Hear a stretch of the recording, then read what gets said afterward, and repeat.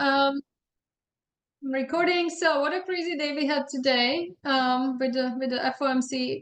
First of all, these weeks are really stressful. Usually, before in the past it was happening every quarter. Now it's happening so often. It's just really annoying.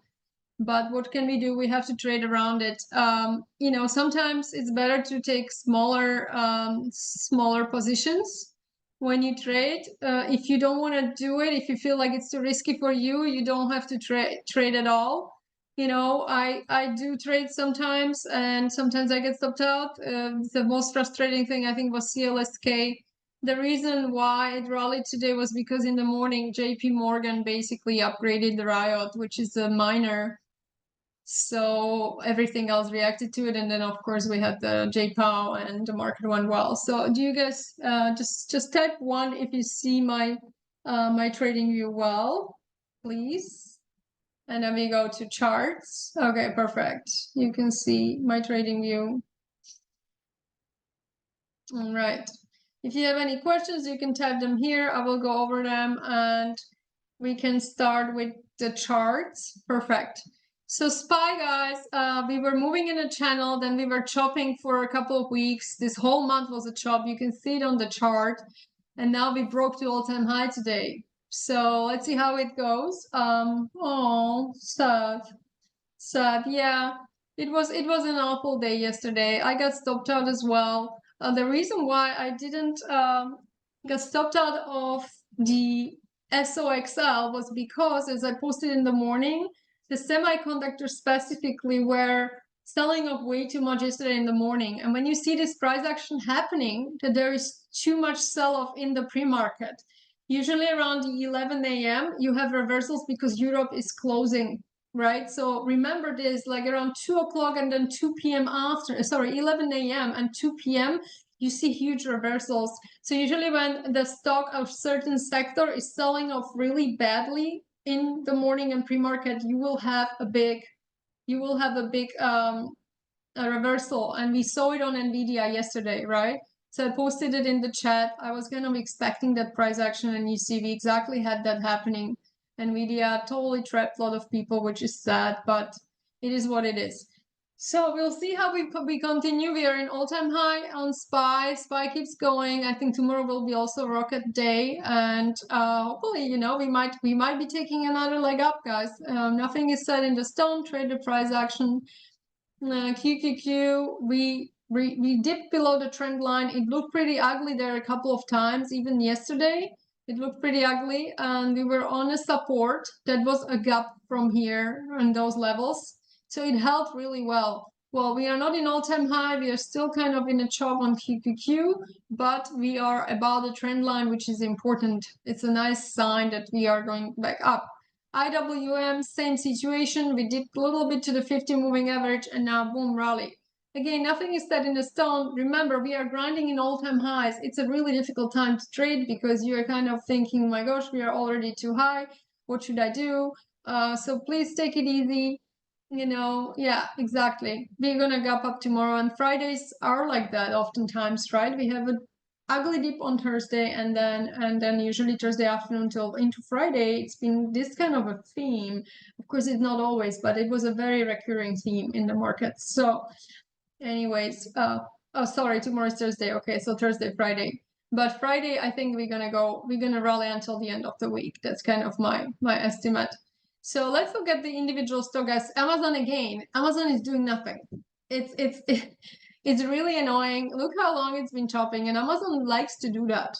When you look at the stock, look here. In last year, it's been there for like 2 months almost. And when you look even in after COVID in 2020, 21, Amazon didn't move for months. So we need to break this level of 180 on Amazon, guys, and we need to have volume. For now, nothing indicates that this is happening. The volume is low. We need to break with a strong volume. Always look at the volume. So that's Amazon. It's just in a chop. I would love it to move higher, but it's not moving for now. AMD, guys, it presented beautiful opportunity to get in. I wasn't getting in when it was falling. Some people do it. I don't like to do it oftentimes because you don't know when it's going to stop. And it was really looking ugly in the morning. Now we are after hours about this hammer, so we probably will rally, but again, you have the gap 185, so we'll see how it reacts around there. The semiconductors are picking up, so AMD looks like a nice trade for long. Remember, risk to reward is great because you are having a buying pressure. You have a hammer candle. We are on many support here. We are on the point of control, which is this red line. You have a beautiful shape pattern that is breaking out, and you have a trend line that's holding the stock, and also the 50 exponential moving average. So AMD looks nice for long. I would have a stop loss below like maybe $10. Give it a little bit more room, my friends, because we are in a weird market. Intel, I don't like this that much. I was looking at this. It's just chopping, doing nothing. You have everything above your head. You have the 10, 20, 150. They're curling downwards. I would not take this trade long. And it's also on a support around this 41 and the trend line. I wouldn't even short this one. It had a lot of selling volume. It did not rally like the other stocks. Remember, you don't want to do a loser or choppy stuff. You want to get into the winners. All right, you want to get into winners and you want to hop on the ride with them because they will pull you up. It's like swimming with on a small boat in the strong water. You want to go with these guys. Why would you be with something like this, Intel? Like whatever. It's not a nice chart. SMH is the semiconductor ETF. All right, it's similar like SOXL. SOXL is 3x so fast and it's much cheaper. If you want to trade something less volatile and less risky, this is a way to go. It's a very similar pattern.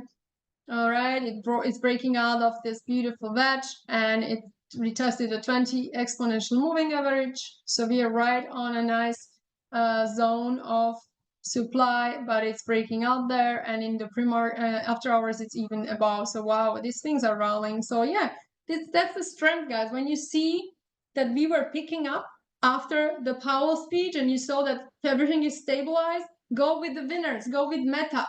Go with the semiconductors. They have a lot of momentum still.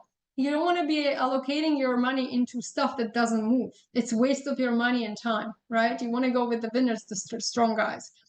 This one is bear. So of course it's SOXL, SOXL, which is long, and SOXS is bear.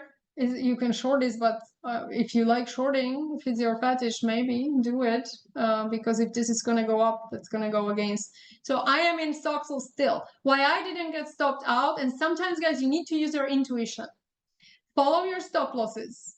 But if you see that there is a change of scenery, like when I posted yesterday, please be careful because I think we're going to rally. You can be a little bit creative and maybe take half of the shares off, move your stop loss. This is all going to come to you when you trade for longer. You know, when you're a beginner, you want to have very strict stop loss, but sometimes you need to be creative with those trades. So that's what was yesterday. We were expecting the reversal, and SOXL is a semiconductor 3x bull. So that's why I was sticking with this trade, because I had a conviction that we're going to turn course, which we did. And what you can do in a choppy market, which I'm going to explain to you now, do not allocate all your money at the same time. When you are in the market like this one, the same with RH. I was allocating pyramid style into RH. What it means, I buy a little bit of the shares and I have my setup, but I have a room to go. So this is how you can do allocations. You don't want to overdo it, so you are not respecting your stop loss and your risk unit. But let's say you want to get into this trade with a certain position, and that's your risk. So count wisely and get into those positions on dips. You can do that too. A lot of traders do it, especially in very insecure market like we had this week. Right? Don't roll the whole position in the same time, but go on dips. Please mute yourself, guys. Someone is okay. Yeah, so that's the thing. If you see this happening, you see the reversal and you're not in a full position, feel free to add into those shares. All right, and that way you are averaging in, but with a plan. Not like, oh, I'm losing in a trade. I have no idea where the trade is gonna go. I have no plan, and you're just gonna be buying blindly. That's not it. That's very risky. That's how you lose a lot of money. But you can do this. The same with RH. I just look at the trade because the trade And pyramid, why I'm talking about the pyramid again is because it looks like a pyramid, guys. Again, I will draw it for you, and I'm teaching this in my classes. You are allocating the funds in a pyramid style. You buy tiny bit here because you're expecting it's gonna go probably lower. But it had a great setup. It has a lot of volume. It's beautiful. Like, look here on this day, huge volume, nice setup, but kind of expect it to retest. Then you see it going through to the 200, you buy a little more. And when you see it hitting the trend line again, you go in heavily. Like, I would buy like 30 shares here. I would buy 50 shares here, and I would buy 250 shares this morning, for example, right? So that's the pyramid, because then you average much better if you're just buying, and God forbid you go the other way around. That's going to be terrible. Like, if you join here and then you're going to buy less here and less here, you're going to have bad average. So this is a very good strategy of swing trading as well. If you're in a choppy market that you do not know how things are going to go. The same we did with AIP. Okay, the same thing I was posting. I said, okay, we're breaking out here, just buy a little bit, because when you are too late with the breakout, you are kind of thinking, okay, it might go back, and then I'm going to buy more when we find the support again and go back up, right? So here, if this stock would do this and then starts going back up after the pivot, it goes back up, you get into the position heavier. You buy, let's say, 100 shares, and then when you see that it retested and it holds the support again, you buy 200 shares. You do your math. I'm just trying to say, trying to keep it simple, right? So you do your math. If you trade options, you can do that with options too. You buy one contract, and then when it retests, you buy 2 free.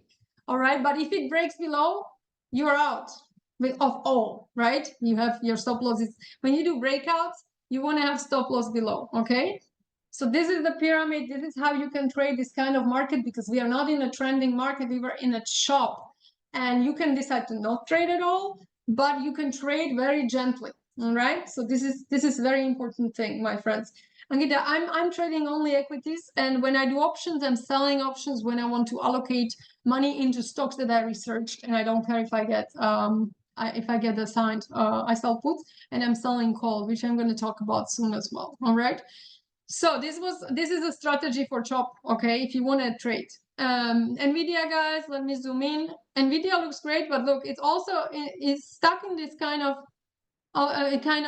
also chop, right? We need to break the 910, 920, 95, 910 is like the magic awful.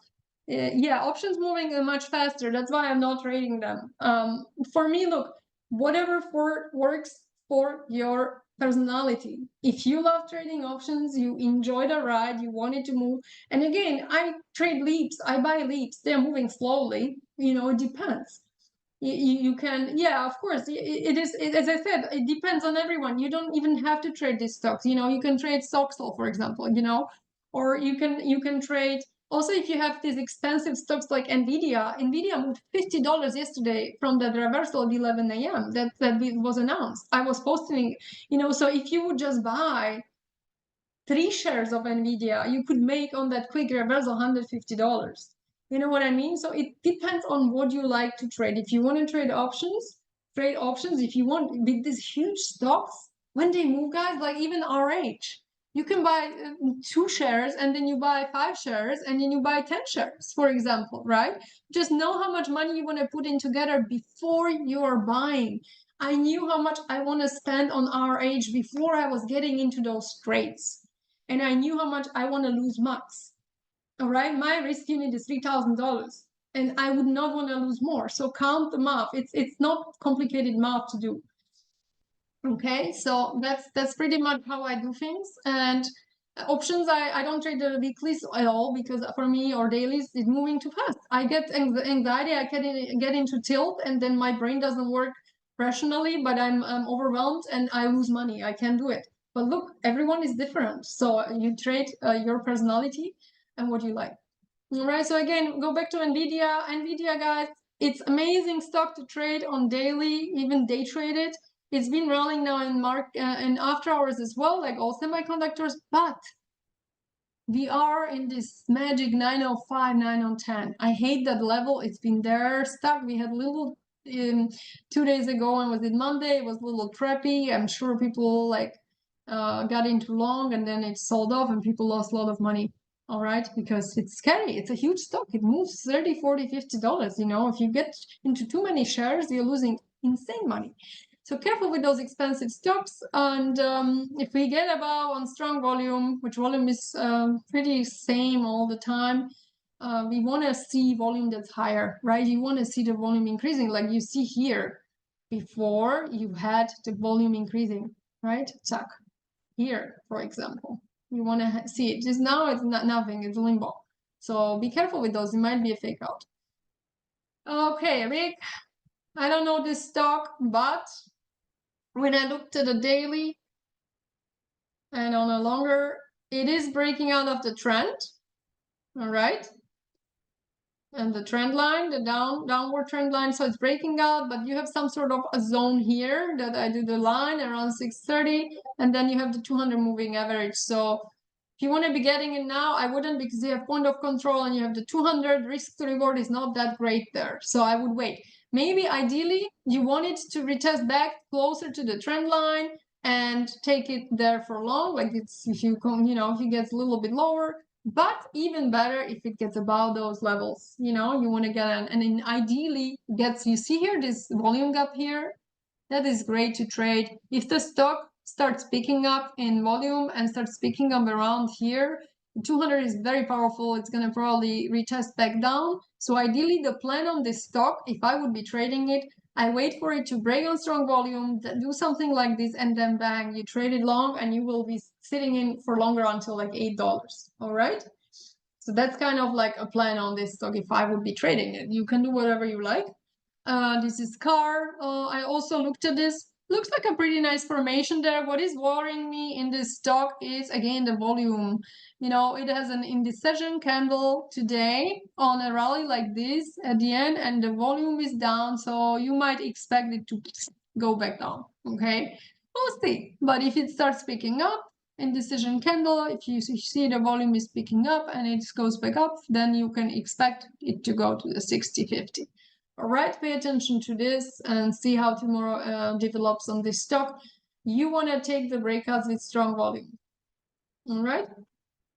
This AGR, cute little formation, is right on this supply zone. If it turns to a demand zone and it breaks out about 36 around that level, you can expect it to go back up to 37.70, because here you see this is another, this here is another zone that is going to be your resistance. All right, hopefully that makes sense. Okay, so these are all the stocks you guys wanted me to go over. Let me see some questions if you have.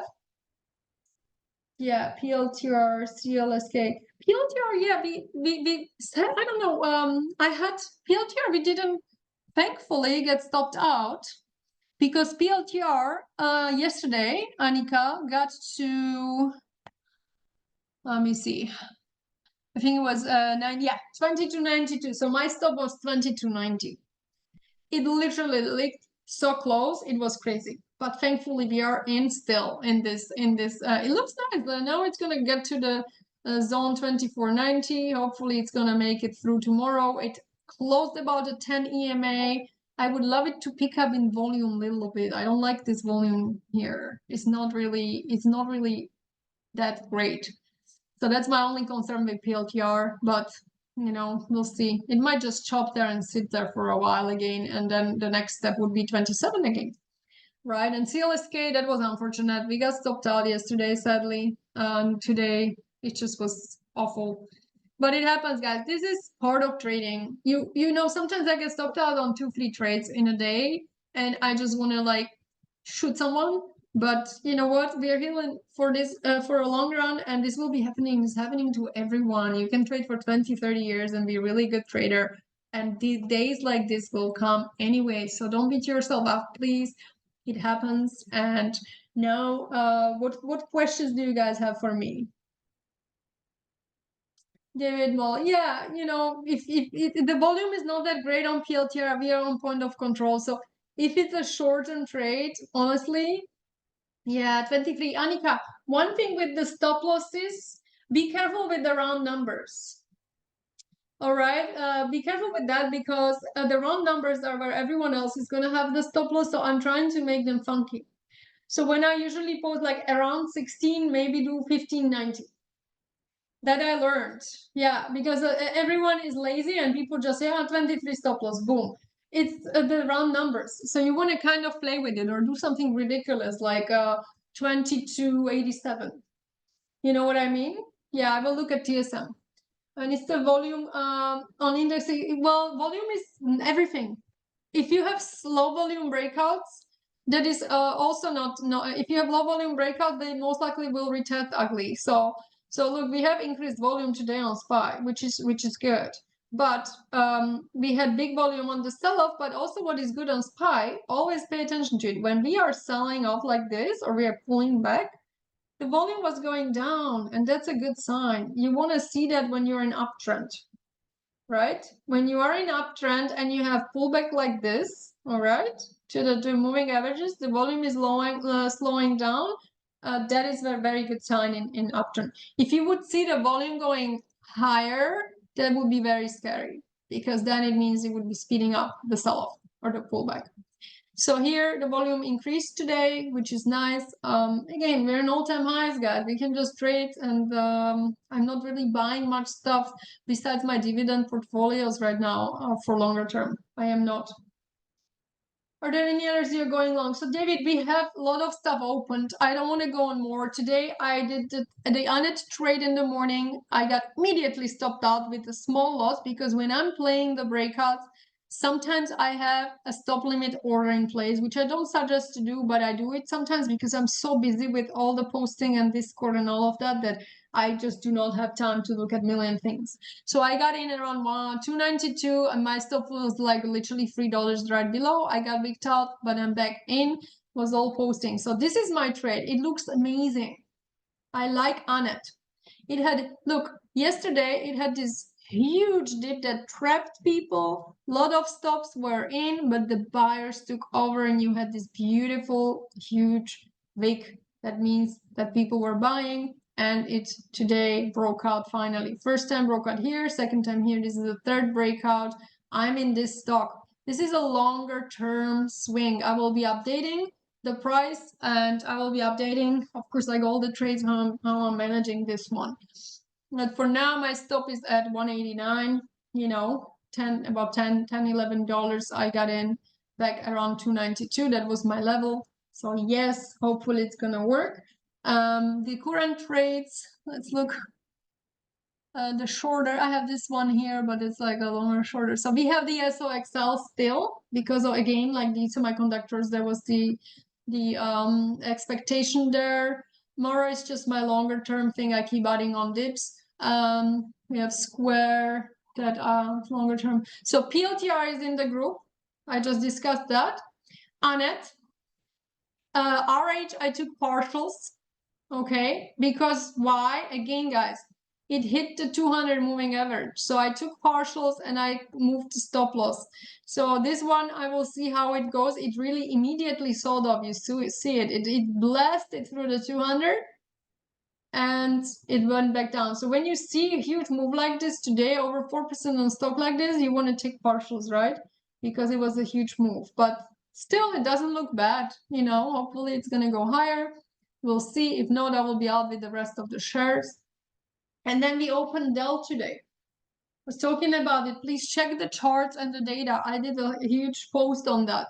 Why? Because Dell, exactly. So yesterday I found this chart, I posted it, and then Alessio added the data. He said 107 is the chop, which we see. It was like sitting there, and then there was the gamma wall around 110.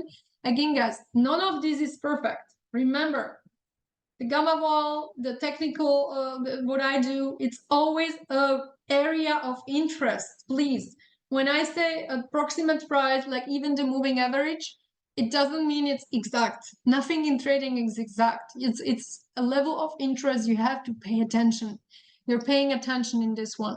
right? So today we had this announcement for FOMC. The market started rallying. This was on my radar. It blasted through the moving average, and I got in long 109.20, I think. Yeah, that's the price posted, and my stop is 105 because here you see you can do 104.90, right? So again, you don't get chopped because you see here this candle below. If it gets below it, I'm out. I don't want to be in this stock because it's also scary. Look on the right side, we have the volume profile.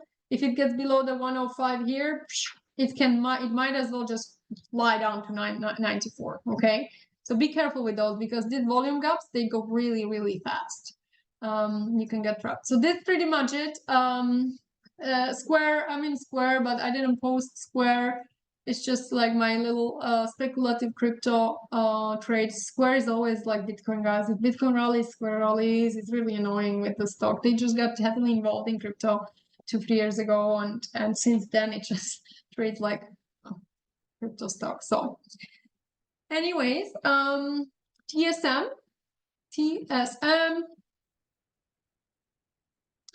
Yeah, TSM. I was expecting more from this stock. It's taking some weird break here. It's indecision day and volume is low, so I wouldn't touch it for now.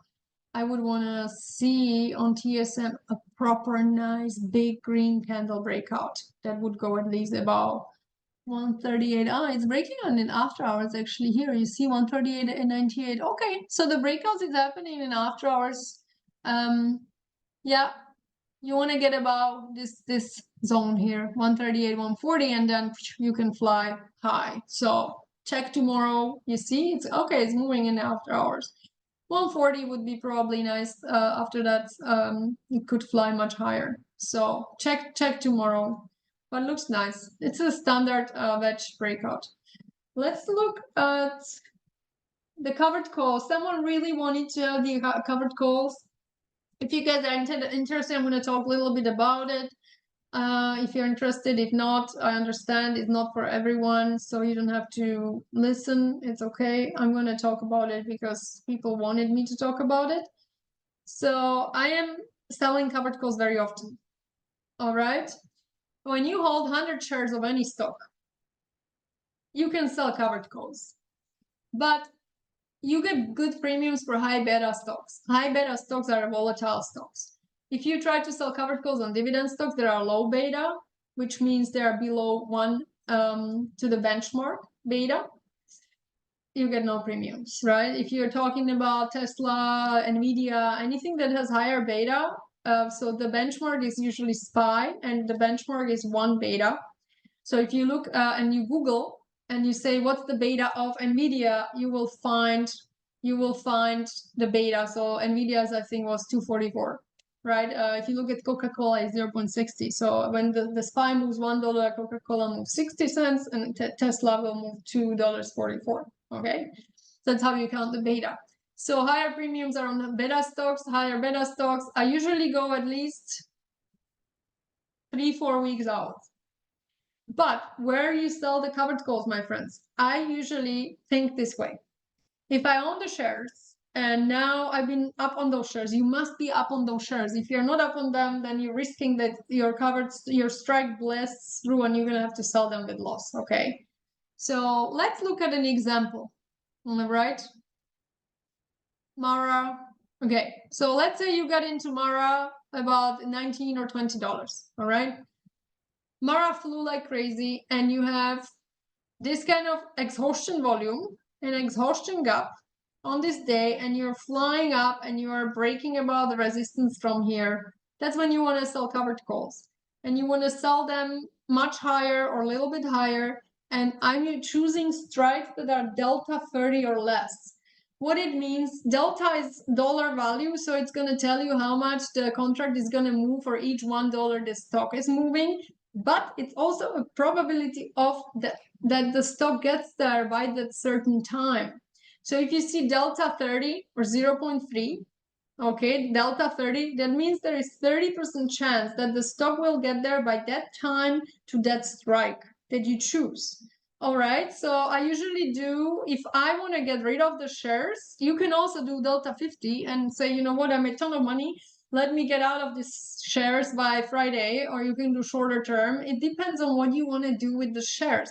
But if you want to keep the shares for longer, for example, you think the stock is going to go higher, or there is a tax purpose, you can choose Delta 25. Right? But make sure that you make at least 1% on those covered calls.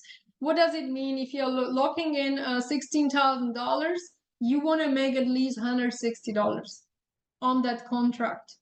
Okay, because it's going to hold those shares. You can't sell them. So look at the premium. Sometimes it doesn't make sense for you. Always sell the covered calls when you are at least 2 free updates. Okay, and you are close to a resistance, because there is a huge chance that it will turn around immediately next day or two, and you will be already collecting the premium. All right, don't sell covered call on Mara now. It just started to run from a support. That would be stupid. You know, like don't get trapped like that. All right, here also it just started to run. You don't want to sell covered call. You know, like you want to be really selling covered calls, like Square, for example. Here you see in December it was hitting this huge resistance. Square is great. It's a volatile stock. I sell options around this stock all the time. Puts and calls, puts and calls. Also, selling options and covered calls is a very good strategy for channel trading, guys, and for choppy market.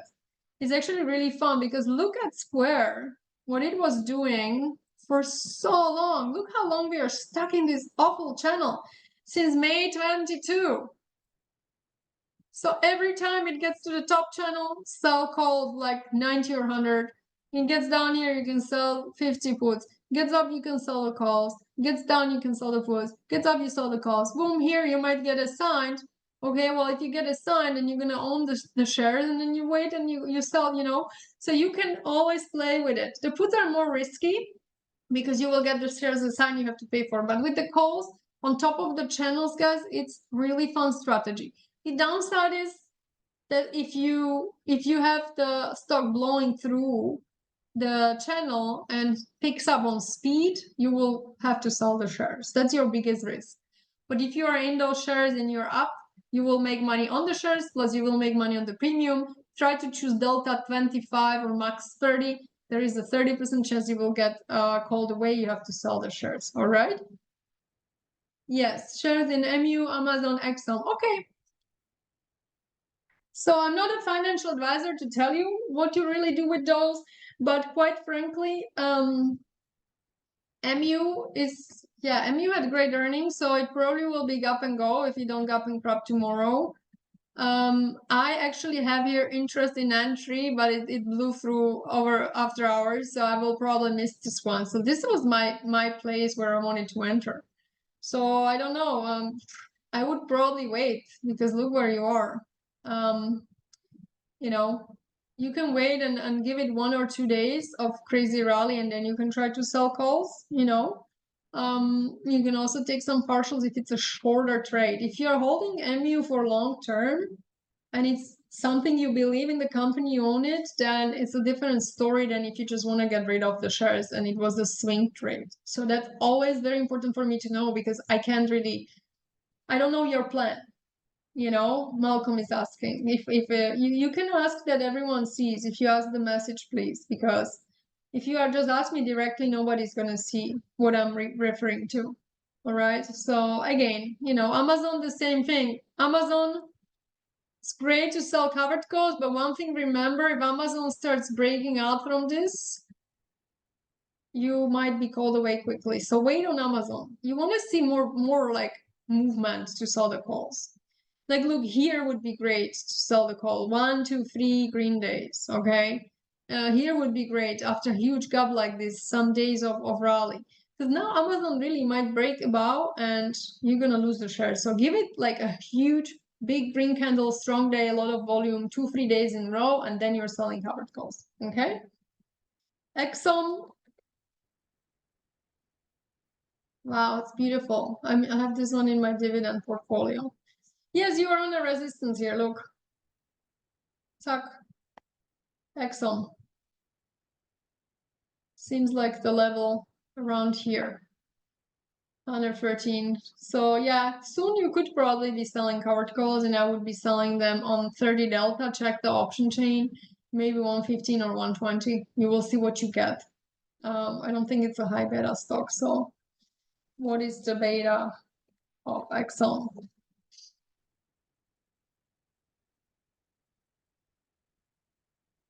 Okay, let me see Google. I hate Bing. Bing is so bad with this. 0.95. Okay, so it's not a high beta stock. So you will get a little bit less volume, less premium there, but you can check, Malcolm, what the Exxon, what you get. It's a good strategy, you know. But again, it's oversold. Oh, sorry, overbought, and it's on the resistance. It rallied 5-6 days in a row. Okay, try to sell some covered calls. Yes, it's a good time. This is a beautiful example of when you want to sell the covered calls. All right, so all these criteria: rallied, many green days, close to resistance, and you want to grab some premium, right? But grab also one more thing, guys. Psychologically, only sell the covered call where you really are not gonna cry if you lose the shares, because sometimes people sell covered calls and then when they have to sell the shares or they're taken away from them, they're very sad. So don't get greedy with the premium, but also think about, okay, so am I all really gonna be happy when I get rid of those shares? And once it happens, be happy. You made money on the shares plus the premium and move on, okay? You can also then get allocated back into the stock on dips with puts. That's another strategy. All right, my friends. How do I select strike? Yeah, as I said, Ankita, that's based on the deltas and based on the chart. So like when I look at Exxon, I would look at first the chart and say, okay, where do I think this stock can go? Now I think it's gonna probably do some sort of a pullback around this level of 113, 114, rallied like crazy. Okay, and here I have some sort of a demand supply zone 115, 116. I can look. There was also the gap fill, so I would sell maybe 118 covered call, and then after I have this on the chart, I go to the option chain. I look at the delta and I look how much I get, and then I adjust the strike depending on that. You know, then I look at the option chain and say, okay, what do I get for the 118? Maybe you get absolutely nothing, and delta will be 8. So you said, okay, I can go a little bit lower because there's very small probability that it will get to 118. So you go to 116, for example, right? That's how you do it. DKNG.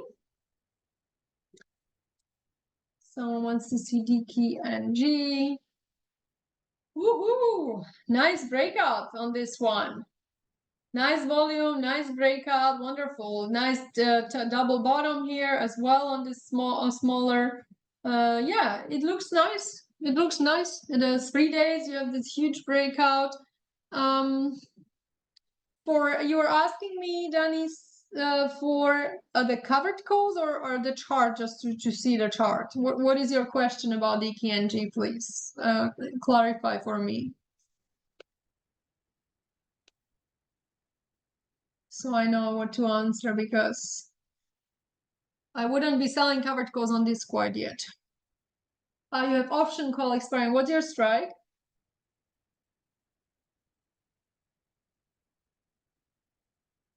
46. All right, so you will be in the money tomorrow. Well, next week is very, very close. So maybe you see tomorrow, because it had a lot of volume. It's a really nice breakout. It can go a little higher, but it depends how many percents you're going to be up. One thing with the options, guys, I don't trade them, but I used to. Don't get greedy, because on the weeklies, people are expecting 100, 200%. No, do it like AJ is doing it. He's excellent with that. And he's a very good teacher. If you're up 30, 40% or some in those amounts, take the money, because the weeklies can turn course very fast. They're very, very fast moving. You're up 40% and in a second you're going to be down. So if it's next week, you know, I would look in the morning and see how much you're up. You will be in the money, so you should be up on this call. But again, when it comes to the move, we are having increasing volume. We have a nice breakout. So the stock could go a little bit higher, but expect it's going to retest, because most stocks will retest, right? This is the breakout. Tack. It's going to go a little bit higher and then most likely retest back to this. So you don't want to get trapped in the retest, okay? to the breakout level. Right. You're welcome. I like to play it safe, and with options, the problem why people always lose so much money because they think that they can have this crazy hundreds of percentages income, and if they don't, they feel like it's not enough. But quite frankly, if you lower your expectations and you will be taking your smaller profits more often, you will be making more money and you will be happier. So remember that. All right, my friends, I think we will wrap up then for today. I hope I didn't miss anyone's question. Okay. And I'll be in the chat. Okay, my friends, I will upload this video and share it with you in the premium channel. Okay. All right, guys, have a great night. It was nice having you here, and good luck to us tomorrow and to Friday, since today is not Thursday. I'm completely confused. Too much work, but yeah, let's hope this rally will continue into Friday, so we can make some money for the stop outs we got. All right. Okay, my friends, let me fix this and close this, and I see you tomorrow. Ciao.